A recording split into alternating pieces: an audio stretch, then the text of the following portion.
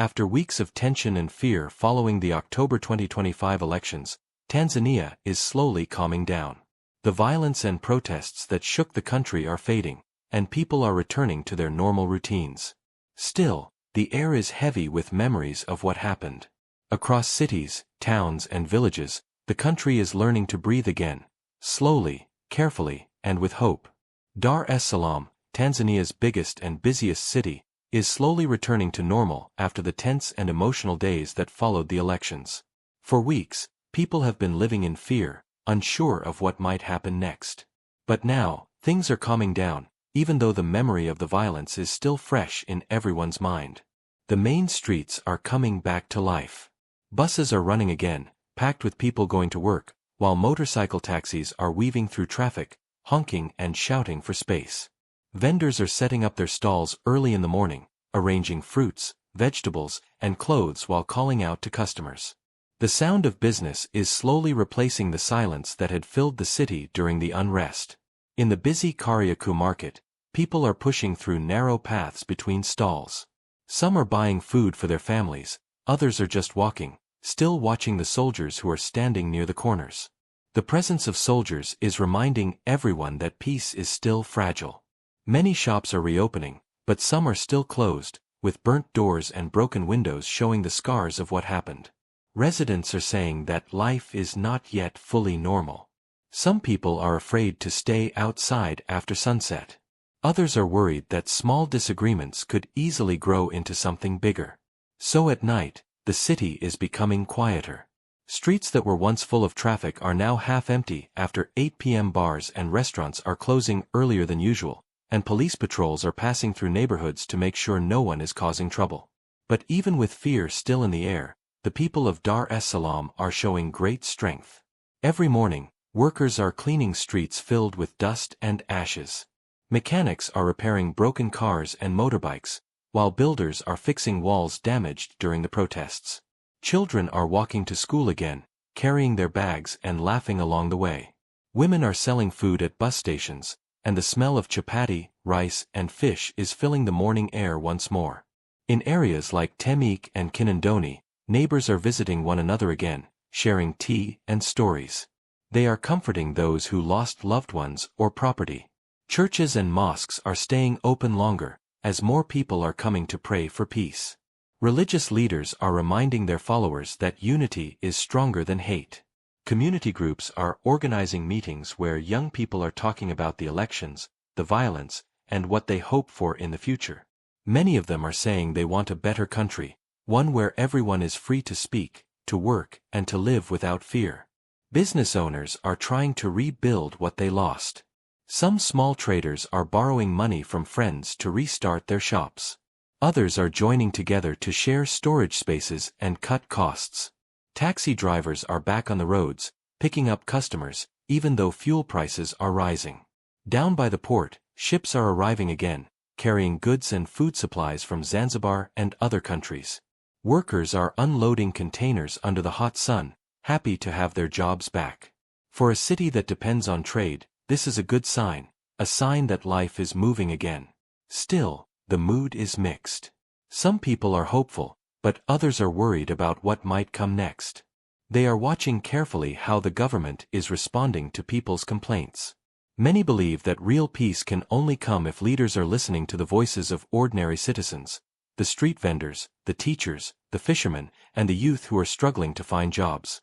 In the heart of the city, near the clock tower, a young woman is standing beside her shop, looking at the crowds passing by. She says quietly, "We are trying to move on. Life is hard, but we are not giving up." Her words are reflecting the spirit of Dar es Salaam, a city that is hurting, but is refusing to fall. Everywhere you go, you can see the same thing. People are rebuilding, are cleaning, are smiling again, even after tears. The city is alive once more. It is healing in small steps, and with each sunrise, Dar es Salaam is finding its strength again.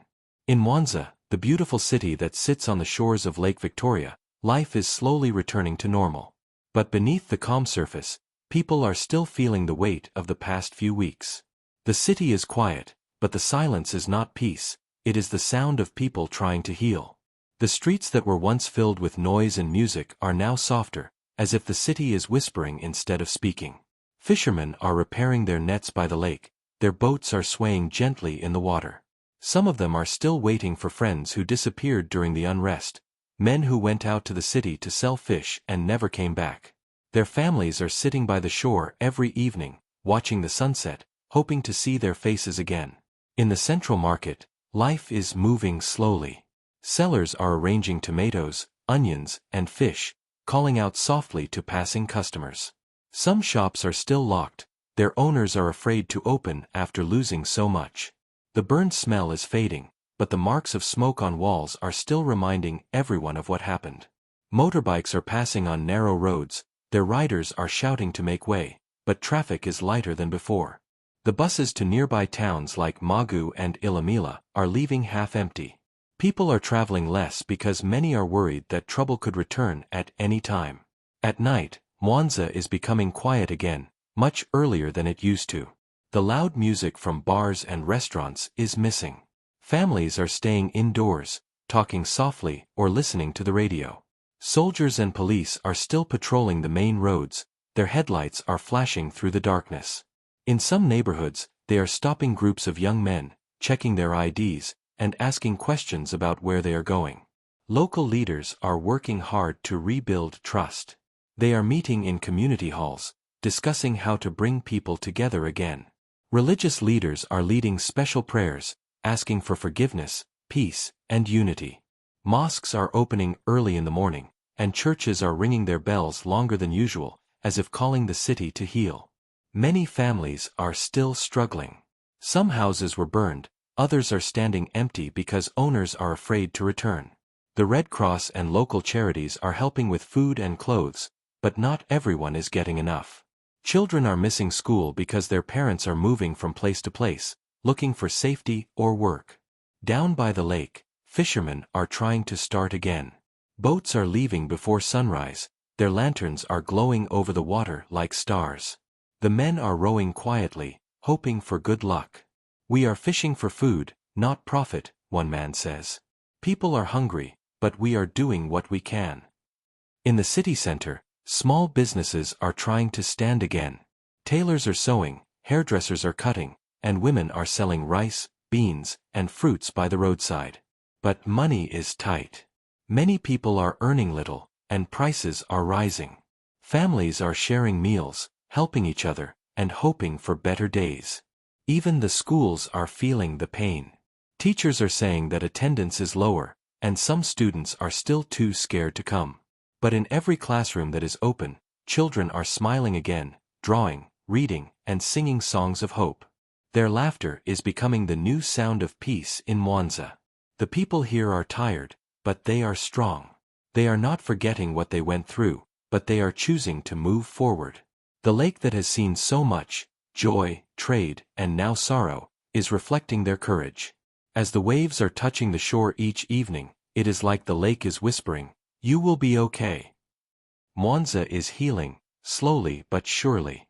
The people are praying, are rebuilding, and are holding on to hope. The city is holding its breath, but in that breath, there is life, and there is strength. Arusha, the peaceful city that rests at the foot of Mount Meru, is slowly waking up after weeks of tension and fear.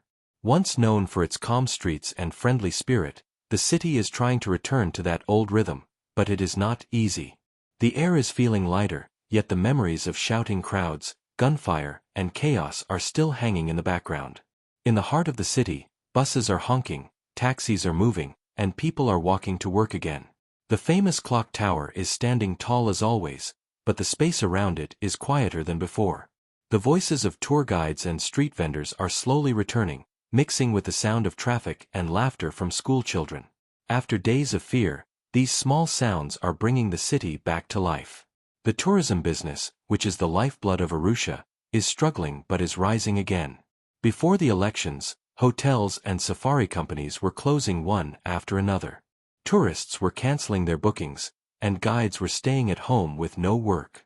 Now, a few groups are arriving again, mostly from Kenya, Europe, and the US safari jeeps are lining the roads early in the morning, picking up travelers heading to Serengeti, Ngorongoro, and Manyara.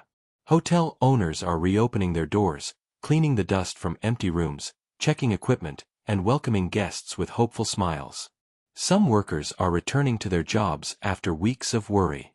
The food markets are getting busier, as traders are supplying fresh vegetables, meat, and fruits to hotels that are reopening. Still, not everyone is celebrating.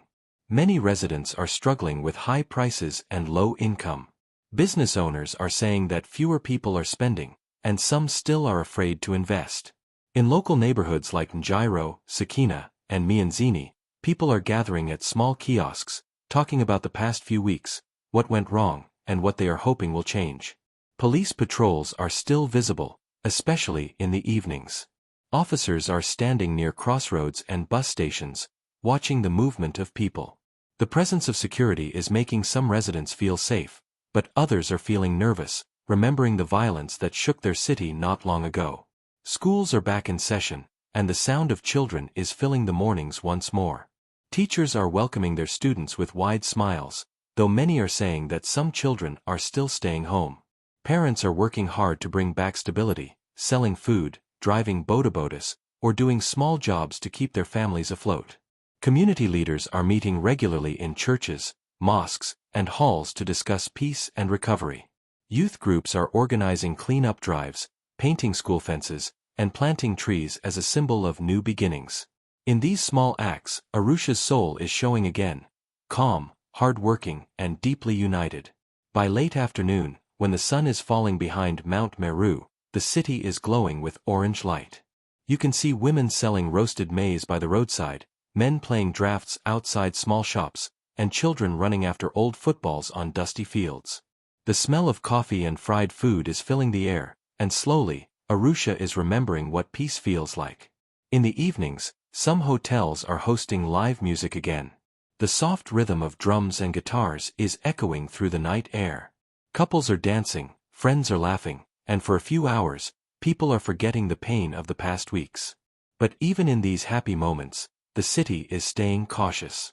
People are praying that this peace will last, that no new wave of violence will come to break the quiet they have worked so hard to restore. Still, the spirit of Arusha is strong. The people are hopeful, the businesses are recovering, and life is returning step by step. The city that once felt broken is standing again, like Mount Meru itself, firm, calm, and full of silent strength. Arusha is waking up, not with noise or celebration, but with quiet courage. And every sunrise is reminding its people that even after darkness, peace is possible, if only they keep believing in it. Far from the noise of Dar es Salaam and the wide waters of Mwanza, life in Tanzania's interior regions is slowly rebuilding itself. Towns like Dodoma, Morogoro, Singida, Tabora, and Iringa are beginning to breathe again after weeks of fear and confusion. In Dodoma, the country's capital, the streets are starting to fill up once more. Government offices are reopening, and workers are returning to their desks. For days after the elections, the city was silent. Shops were closed, transport was stopped, and even the markets were empty. But now, buses are moving through the dusty roads, and traders are shouting in the open-air markets again. At the central market, women are arranging fruits, maize, and vegetables on wooden stalls. The smell of roasted groundnuts is spreading through the air. Men are carrying sacks of rice on their backs, and boda riders are calling out for passengers. The sound of life is slowly returning, mixed with laughter and quiet conversations about the elections, the prices of food, and the hope that peace will last. Yet, the signs of tension are still visible. Police vehicles are passing by from time to time, and officers are standing near busy corners, watching the movement of people. Many residents are still avoiding large gatherings, and evening hours are staying quiet. But schools are open, children are studying, and that simple normal routine is giving people strength again. In Morogoro, life is also coming back slowly. The green hills that surround the town are shining under the sun, and farmers are going back to their fields. For weeks, the farmers were afraid to travel far, but now, they are planting, weeding, and harvesting with renewed energy. The roads that connect Morogoro to smaller villages are getting busier as trucks are carrying crops to the markets. At the Morogoro bus terminal, conductors are shouting, calling for passengers heading to Mikumi, Ifakara, and Kalosa. Small tea shops near the station are serving hot chai and chapati to travelers. The smell of smoke and fried food is filling the morning air, and the sound of people is echoing once more. Still, not everything is back to normal. Many families are struggling with the rising cost of living. Food prices are going up, and some people are surviving on one meal a day. But they are helping each other. Neighbors are sharing food, borrowing money, and encouraging one another to stay hopeful. Religious groups are meeting, praying, and comforting those who lost property or loved ones during the chaos. In smaller towns like Singida, Tabora, and Iringa, the recovery is slower, but the spirit of the people is strong. Farmers are returning to the fields, checking their crops, and clearing land for the next planting season. Markets are opening, but with fewer goods. Some roads are still damaged, and public transport is running less frequently, but people are finding ways to move. In Singida, children are playing outside again, running barefoot on the dusty roads. Women are gathering water from wells, talking about prices, schools, and families. Men are repairing bicycles and fixing broken roofs. In Tabora, the sound of hammering is echoing as people are rebuilding small shops that were destroyed during the unrest. Churches are full on Sundays, and people are thanking God for keeping them safe. In Iringa, the cold wind is blowing through the valleys, but the mood is warming. Farmers are driving their cattle through green fields, and small lorries are carrying milk, maize, and vegetables to nearby markets. The youth are organizing sports events and cleanup drives to bring back unity. In the evenings, the smell of cooking fires is spreading, and families are sitting together outside their homes, talking, laughing, and hoping for a better tomorrow. Even though money is tight and life is not yet easy, these towns are proving that Tanzania's heart is beating strongly again. The people are rebuilding not just their houses and shops, but their trust, their friendships, and their sense of peace. All across the interior, one thing is clear: Tanzanians are tired of fear. They are choosing calm. They are working hard to keep peace alive, even in small ways, by sharing, forgiving, and believing that things will improve. From Dodema's busy markets to Morogoro's green hills, and from the quiet roads of Iringa to the wide plains of Tabora, Tanzania's small towns are rising again, not with speed, but with strength, courage, and quiet hope. Every sunrise is reminding people that peace is not just given, it is built, one act of kindness and one normal day at a time. Tanzania's interior is breathing again. Far from the noise of the big cities, deep in the countryside of Tanzania, life is quietly finding its rhythm again.